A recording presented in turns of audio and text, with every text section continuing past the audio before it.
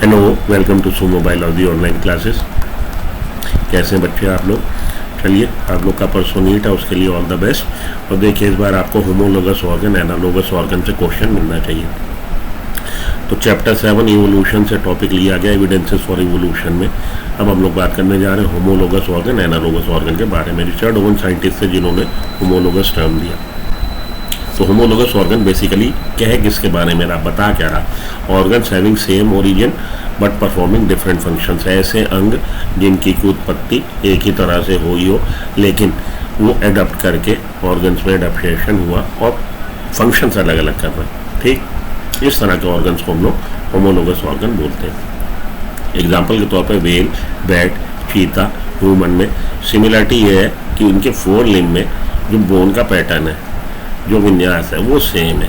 लेकिन हालांकि उत्पत्ति तो एक ही तरह की हुई है, विन्यास सेम है, पैटर्न सेम है, लेकिन इनके जो 4 लिम्ब्स हैं अलग अलग फंक्शंस परफॉर्म कर रहे हैं इन एनिमल्स में। They have similar anatomical structure. Anatomically आंतरिक रचना जो है सेम है। All of them have humerus, radius, ulna, carpal, metacarpus and phalanges in the 4 limb. Hence, in these animals, the same structure developed along different direction. Same structure है, लेकिन adaptation हुआ है और अलग अलग function perform कर रहा due to adaptation to different needs, क्योंकि habitat अलग अलग है, requirement अलग अलग है। This is divergent evolution। तो ये भी पूछा जाता है होमोलोगस ऑर्गन क्या बताते हैं, डाइवर्जेंट इवोल्यूशन, और एनालोगस ऑर्गन क्या बताते हैं, कन्वर्जेंट इवोल्यूशन। ठीक, ये डाइवर्जेंट इवोल्यूशन हुआ। भाई एक सिंगल पॉइंट से आप डाइवर्स होके अलग अलग जगह पे चले गए। तो ओरिजिन सबकी एक जैसी है, लेकिन हैबिटेट अलग अलग होने की वजह से, नीड अलग अलग होने की वजह से एडेप्टेशन हुए, और सेम ऑर्गन, सेम पैटर्न वाला ऑर्गन अलग अलग फंक्शन अलग अलग स्पीसीज के ऑर्गेनिज्म में करने लगा।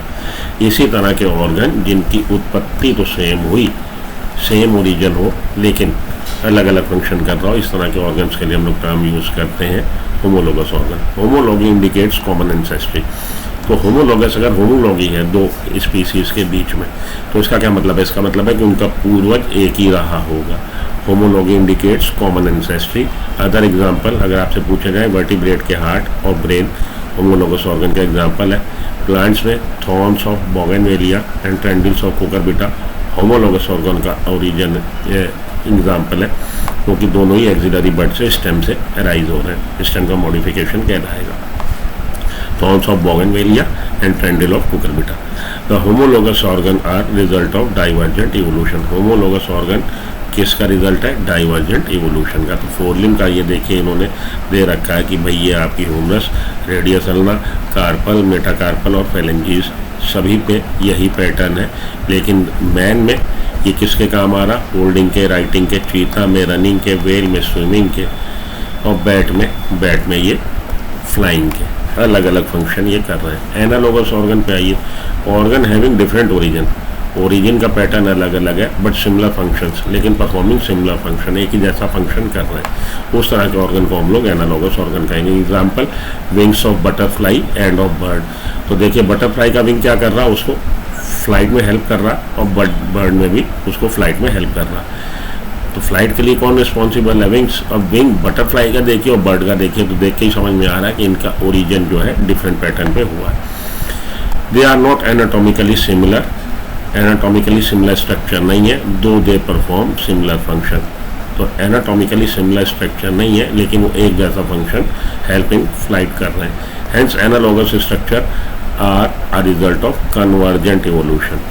तो देखिए अलग अलग जगह पे थे, लेकिन वो एक ही जगह पे आ गए, कन्वर्ज हो गए। क्या जी? कि उनको एरियल फ्लाइट के लिए हेल्प चाहिए, तो एक ही उद्देश्य, एक ही पॉइंट पे आके कन्वर्ज हो रहे हैं। उत्पत्ति अलग अलग है, इसलिए इस तरह के ऑर्गन कन्वर्जेंट इवोल्यूशन का एक तरह से रिजल्ट कहलाएंगे। Different structure evolving for the same function. Structure अलग अलग है, लेकिन सिंगल पॉइंट पे आके फोकस कर रहे हैं। एक ही उनका फंक्शन, काम करने का तरीका एक ही है, hence having similarity. Other example of analogy, I of octopus, eye of mammoth. Another example, flipper of penguins and dolphin, stings of honey bee and scorpion. ये सारे आप याद रखिएगा, इस बार आपको इससे रिलेटेड क्वेश्चन मिलना चाहिए। तो एक बार हम लोग समअप कर लें। Whales, bat, cheetah, human share similarity in the pattern of bones of their four limb.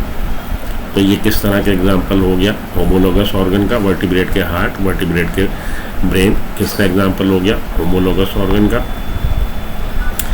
In plants the thorns of bougainvillea and tendril of cucurbita, ये किसको रिप्रेजेंट कर रहा है? होमोलोगस ऑर्गन को रिप्रेजेंट कर रहा है। Wings of butterfly and bird, butterfly के विंग और बर्ड के विंग, किसका एग्जाम्पल हो गया? एनालोगस ऑर्गन का। Eye of octopus, eye of mammal, क्योंकि ओरिजिन का पैटर्न अलग है लेकिन परफॉर्मिंग किस में हेल्प कर रहा है? देखने में।